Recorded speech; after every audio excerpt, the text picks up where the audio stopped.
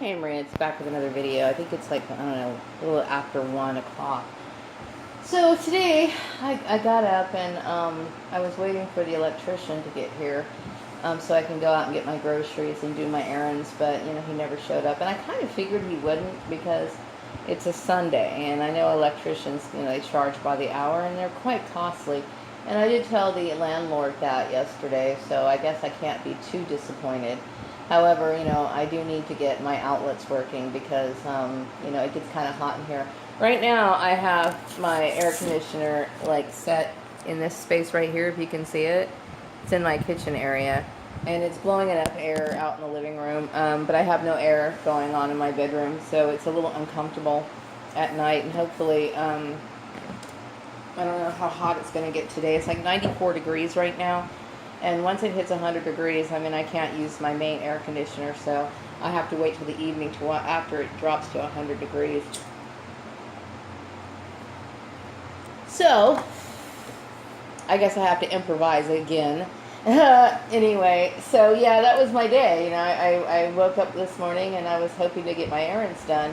So I'll have to do it tomorrow. I think I have enough food, to last me till tomorrow, but still. I kind of wanted to get out and about today, and now I'm dressed and I really don't feel like leaving the house. If I do go, I will probably go right before sundown and get my stuff taken care of. But, I was thinking last night I had a really weird dream, a really weird dream. And it was like, it took place in my old bedroom at my family's house, and it was, my mom and my dad were there, and that was it, and I was just kind of peeking through the door of my bedroom. And then I went into my parents' room, and my mom was laying on the bed, and then my dad was in the kitchen, and it was really weird. It almost felt like it was real, but then, it wasn't.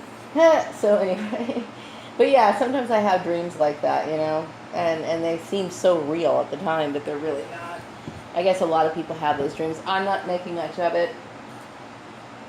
I'm just thinking about, probably because I was talking a lot about, my time growing up in Lancaster.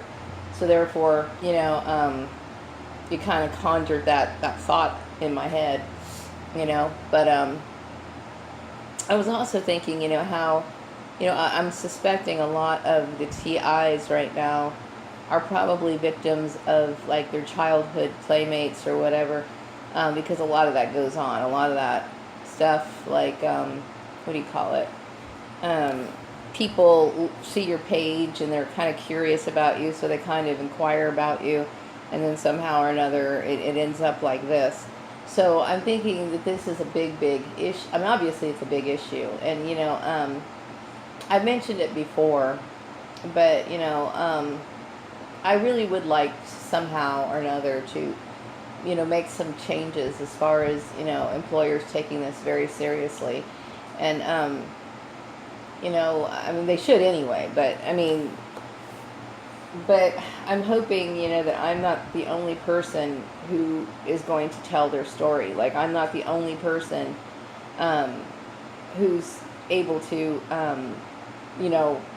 recount all the things that have happened to them. And I'm sure other people could if they just took the time, I think it's really important to speak out and just start naming names, because you got to get through this confusion, and it is extremely confusing.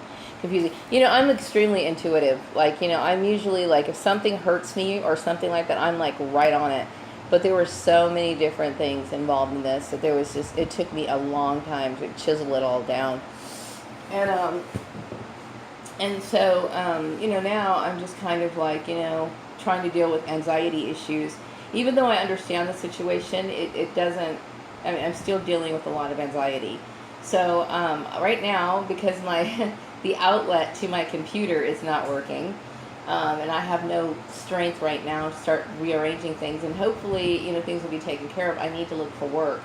But, that also, I listen to music on my computer. And so right now I have no music. Like I said, I could, finagle something else up, but I really don't want to deal with that. So I don't have any music right now. And so, but I was listening to some subliminal music to try to help me with anxiety and try to help motivate me. So I'm trying to deal with a lot of calming of my nerves and everything. I think the biggest issue about it is the fact that, like I said, the family scapegoating part of it is the most disturbing part of it to me. And believe me, I have no sentimental attachments at this point. I really don't. As far as Joel's family's concerned, I mean, I don't have anything to do with them. Don't want anything to do with them. I don't even want to consider them in the equation at all. And they're just not somebody I want to deal with, regardless. So, I'm all on my own right now, and I would rather be on my own than to contend with either side of the families. You know what I mean? I never considered myself to be a part of Joel's family. As far as my blood relations are concerned, I think I've made myself pretty clear on that one. Considering if it was just the employment issue, I could understand it, and maybe like a big whoopsie, but I do realize that there was malicious intent in behind it. Also, the fact that going back through all the years, it just gets to be, to me, it's too much. It's too much. So it's like, it's better for me to just distance myself. And some people will think, well, don't you? I mean, all your decisions, they don't have to be final. Maybe you change your mind. I don't know. I don't think so. I really don't think so. But if I do, that's my decision, you know what I mean? And I certainly don't want any pressure put on me to make that decision because, quite frankly, it's extremely anxiety-inducing and it makes me sick. It really does. So, I've got things to take care of, and I'm trying to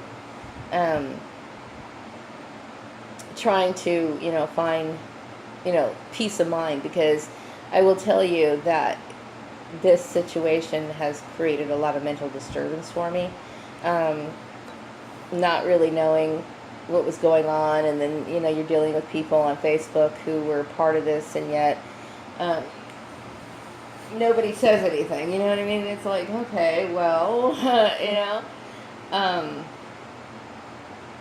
don't know. Hopefully, I'm hoping very much that it's brought awareness, not just to this town, but other towns as well, because there's a lot of people who are suffering from this, a lot, and they don't know what's going on with them, and it's a very sad situation to be in. It really is. I mean, I'm a strong person, but I will tell you that there's a lot of people who are completely broken. There's a lot of women out there, they're single parents, they don't have anywhere to go, they don't know what's going on with them. They're being accused of things they didn't do, and all kinds of horrible things are going on in their life, and they don't deserve it. They don't deserve it at all. I didn't deserve any of this either. So just born to the wrong family. That's pretty much the way that is. So, and it's really hard for me to move on mentally from it, because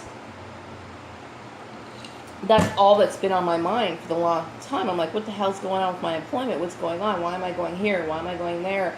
Why is this happening? Why is this going on? I know a lot of it has to do with my me lying to my husband, but like I said, I just think that, to me, it was the stupidest thing in the world. And God knows what people are holding against other people, just stupid things, you know what I mean? That really should have had no impact on a person's life whatsoever, based on the employment laws. So, I don't know. I mean, I know that I think Governor Jerry Brown had initiated the workplace bullying programs or something like that. I don't know how far he's gone with it, but really I think that starts there. I really do. I think employers need to start really taking that seriously, because it's affecting a lot of people. The behavior of the people acting in a manner that is, creating unnecessary drama in the workplace. And then you got people who are it slows down the ability to actually do a good job, and they end up hurting the best people, you know what I mean? And that's the bad part. So, I mean, obviously, people need to start adhering to these sort of laws. You know, that's the biggest issue. Many of the women who are targeted are single women such as myself. Some of them are actually quite young, and I feel sorry for them. You know, some of this is going on in like colleges and universities, and some of these people are spending shitloads of money on their college and everything else, and they're going to go out in the world and they're not going to get a job, and they're going to have all kinds of problems because there's already a system in place. So my thing is that I think that this is a very worthy cause. And, you know, I don't mean to sound like a broken record or anything like that, but, you know, unless you go through it, you have no idea what kind of anxiety you experience. You experience so much anxiety because everything about the system is wrong. Everything about it. And then when you try to stand up for yourself and they find out they're wrong, then they turn around and they try to somehow make you feel bad. Just like the CPA who basically turned around and said that he was going to sue me. He has it the other way around. I should be suing him, especially when he's basing it on stuff that's illegal, you know. And that's my point, you know what I mean? And he's doing something against my will. I didn't ask for any of this, you know what I mean? I literally went from one place to another, minding my own business, you know. That pisses me off. I do suspect that Piggy's family has a lot to do with it. I'm not a part of that family. I really am not. Just because I'm legally married to him, I'm in the process of getting divorced, okay? So I already filed my paperwork, and I'm getting the ball rolling on that. And I want to continue to be friends with him, you know what I mean? But I don't have any connections to him, and legally he has no rights over me. And husbands don't have rights over their wives or anything like that. As far as I'm concerned at this point, because I'm living in a different house than him, I'm not his wife anymore. You know what I mean? So, and really, my relationship with him was never one of a structural husband and wife setup in the first place. But I will say that, you know, I enjoyed my time with him, but I just don't want to be in a relationship with him anymore. Not like that. Like I really should even be justifying that to anybody, because it's nobody's business. And that's what irritates me so bad. It's nobody's business. And yet, you know, these employers throw your life out in the street and they take no responsibility for it, none whatsoever. And that is extremely disturbing, extremely disturbing. You know, so I think that I pretty much, you know, said all I wanted to say. I know that I'm hoping, I don't know, I'm kind of torn between, you know, I'm already dressed, and it's like, well, why don't you just go out and get some groceries? But I hate dealing with that heat, you know what I mean? And I'm stuck in this house. I'm completely bored. You know, I'm totally bored. Nothing to do, you know. And I don't feel like working on crafts right now, because until I get a job, I'm not going to feel right. I'm not going to feel right. I want complete, total release from this program. Complete. I don't want any part of it anymore. I didn't ask to be a part of it. You know, I'm done with my family. Thank God.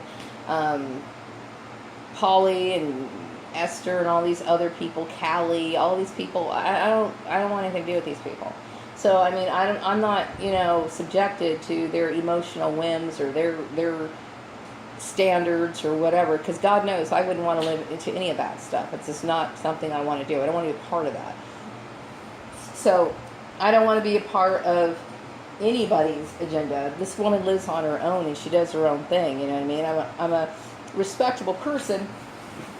I don't think I'm perfect, but I do think that I'm someone who's worthy of a decent job and a decent position, and somebody who takes their job seriously.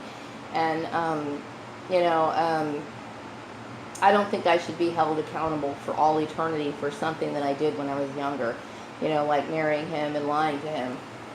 He lied too, you know what I mean? I was under the impression that his family was normal, you know what I mean? That his mom really was that good Christian who never told any lies, but she wasn't, you know what I mean? That family's weird. And, you know, I'm not bashing them, I'm just letting them go. I don't want to deal with it anymore, you know what I mean? Which is my right to do so. So anyway, I think I've said enough. I'm going to wrap this video up and be back with another one later. Bye-bye.